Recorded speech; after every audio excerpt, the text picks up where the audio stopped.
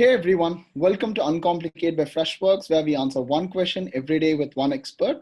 Today I have 40 from Growth Mentor who's here to answer, a very relevant and important question, especially if you're a startup founder. But before that, welcome to Uncomplicate 40.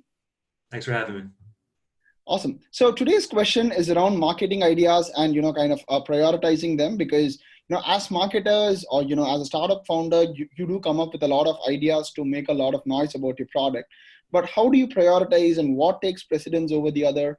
How do you, how do you kind of figure that out, 40? So that's what, our audience are looking forward to from learning from you today.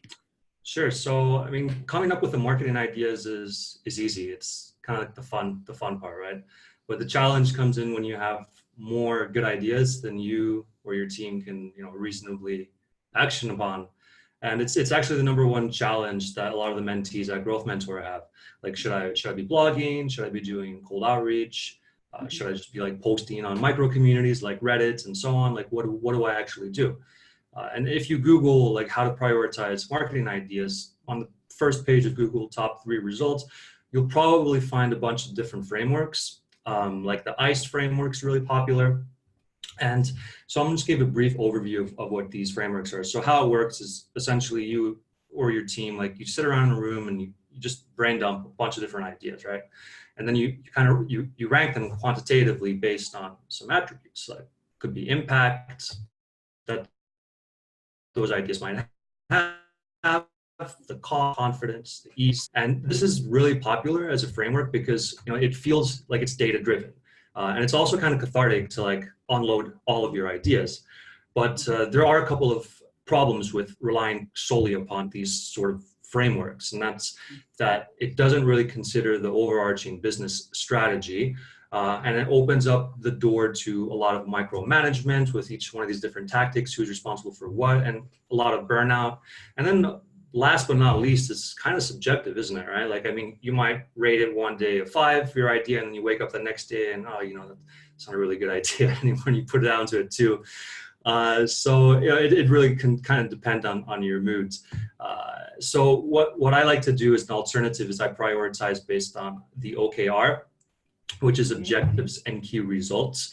So like, for example, right now, one of the core objectives at Growth Mentor is to attract really high quality mentors. So that's what we want to do. And then whenever you come with an objective, you have to ask yourself like, well, why, right? So, what it's strategically important for us because, in order to be able to offer an amazing level of service for our mentees, we got to have more mentors on. And well, why does this matter? Because, we're going to launch on Product Hunt soon. We want to have a lot of supply on the platform. So you want to hit yourself up with a lot of these why questions, Socratic questioning, to really make sure that your strategy is kind of honed into what it really should be.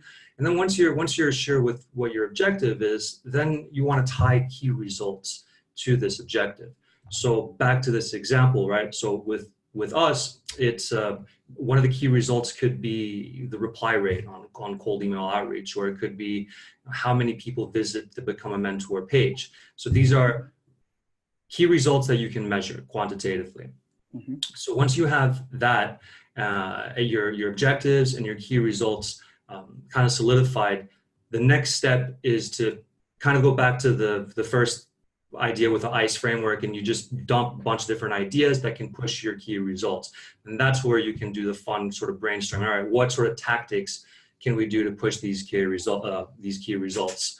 So basically, to summarize, you start by understanding what your objectives are, then you tie key results to your objectives. And once you do that, then you can think of all the different ideas and tactics and use a framework like ICE to prioritize.